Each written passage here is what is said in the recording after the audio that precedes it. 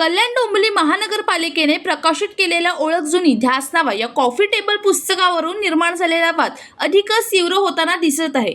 या पुस्तकामध्ये आगरी समाजाचा इतिहास आणि योगदानाबाबत अन्याय झाल्याचा आरोप करत सर्वपक्षीय हक्क संरक्षण आणि संघर्ष समिती आणि आगरी युथ फोरमच्या प्रतिनिधी केडीएमसी आयुक्ताची भेट घेत संबंधित अधिकाऱ्यांवर कारवाईची मागणी केली। संघर्ष समितीच्या शिष्टमंडळाने आयुक्तांना निवेदन सादर करत पुस्तकातील आक्षेपार्ह बाबींची दखल घेण्याची मागणी केली। आगरी समाजाच्या भावना दुखावल्या गेल्याचा आरोप करत या प्रकरणी जबाबदार अधिकाऱ्यांवर कठोर कारवाई करावी अशी भूमिका समितीने मांडली।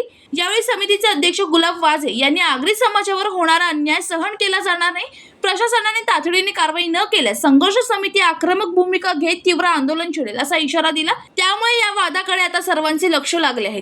ओळख जुनी ध्यास नवा हे पुस्तक कल्याण कॉर्पोरेशनच्या अधिकाऱ्यांनी मागच्या 10-15 दिवसापूर्वी प्रदर्शित केलं। त्याच्यामध्ये आगरी समाजाची, कोली समाजाची अवहेलना झालेली आहे।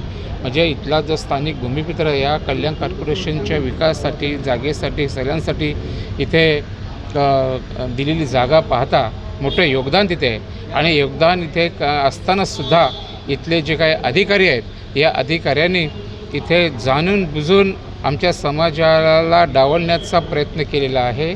आणि त्या बाबतीमध्ये आमची तर आता आयुक्तांना आम्ही पत्रही दिलेलं आहे की याच्यामध्ये ज्या अधिकारी आहेत त्या अधिकाऱ्यावरती कारवाई झाली पाहिजे आणि नुसतं त्यांना नोटीस पाठवलं किंवा त्यांनी माफी मागितली म्हणून प्रश्न सुटत नाही, तर त्यांच्यावर कारवाई करावी की जेणेकरून पुढच्या भविष्यामध्ये कुठल्या अधिकाऱ्याची हिंमत होता कामा नये अशी आमची भावना आहे। आणि तसं नाही झालं तर पुढे मग आम्ही समितीच्या वतीने आम्ही काय इशारा द्यायचं देणारच आहोत। निवेदन दिलं का तुम्ही आयुक्तांना? आत्ताच आम्ही आयुक्तांना महोदयांना निवेदन दिलेलं आहे संघर्ष समितीच्या वतीने व अग्रित फोरम या संस्थेच्या वतीने असं आम्ही निवेदन त्यांना दिलेलं आहे।